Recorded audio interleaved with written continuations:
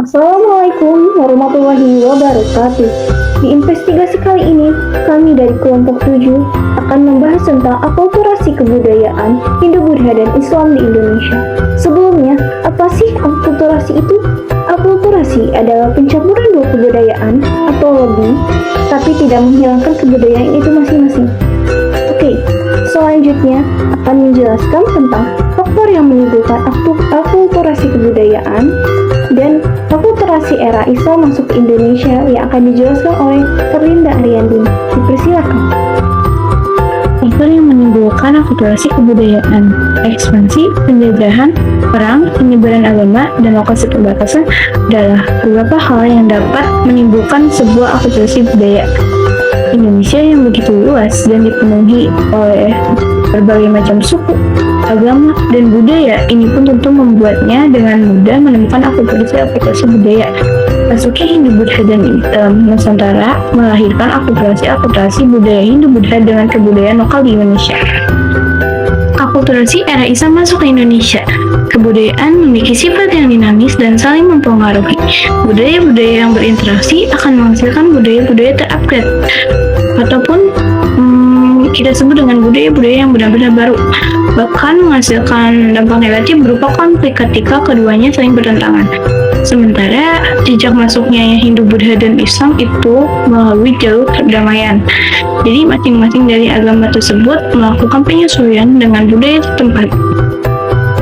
Baik, terima kasih untuk Erlinda Ariandin yang telah menjelaskan faktor yang menimbulkan akulturasi kebudayaan dan akulturasi era Islam masuk ke Indonesia. Dilanjut dengan adapun contoh-contoh akulturasi kebudayaan Hindu-Buddha dan Islam di Indonesia, yaitu ada seni bangunan, seni ukir, aksara, dan seni sastra. Seni bangunan yaitu yang mencakup masjid dan makam. Perihal tentang makam akan dijelaskan oleh Muhammad Revandi Firmansyah. Dipersilakan.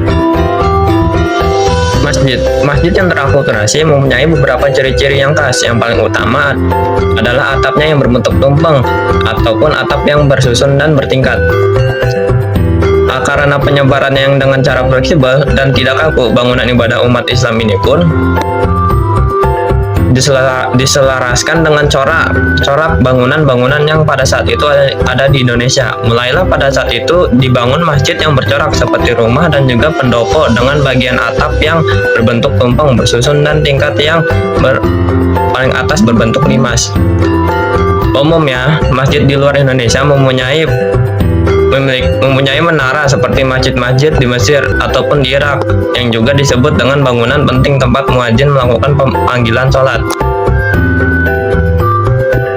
Di Indonesia panggilan itu pun dilakukan dengan memukul beduk atau kentongan, di mana hal itu merupakan bentuk akulturasi budaya Islam dengan budaya lokal Indonesia.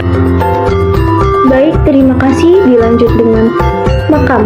Perihal makam akan dijelaskan oleh Zelda Ahmad Putra. Selain bangunan masjidnya, hal yang berakulturasi dalam seni bangunan adalah makam.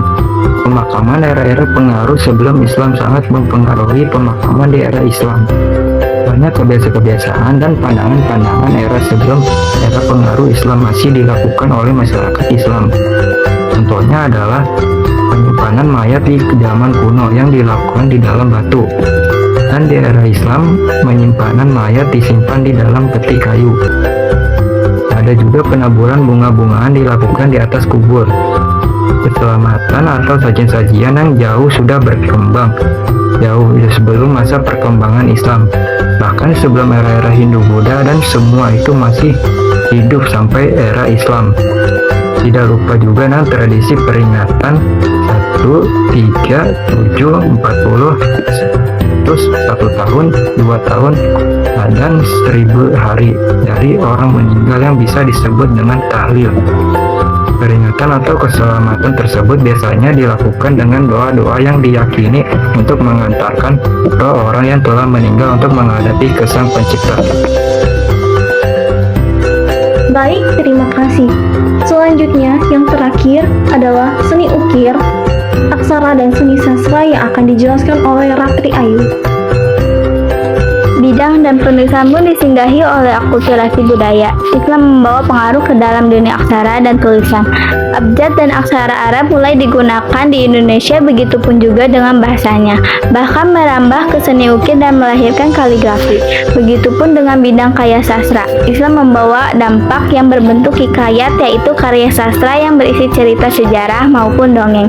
Adapun babat, yaitu cerita sejarah yang tidak selalu berdasarkan fakta dan juga suluk yang berupa kitab-kitab yang mencurahkan pemahaman soal-soal tasawuf. Selain 3 hal tadi, akulturasi banyak terjadi di bidang-bidang lainnya seperti kesenian, sistem pemerintahan, sistem pengenalan, kalender, dan filsafat. Baik, terima kasih. Itu adalah contoh-contoh akulturasi kebudayaan Hindu, Buddha, dan Islam di Indonesia. Sekian investigasi kami dari kelompok 7. Mohon maaf jika ada perkataan yang salah dalam menjelaskan. Saya Zulaika pamit undur diri.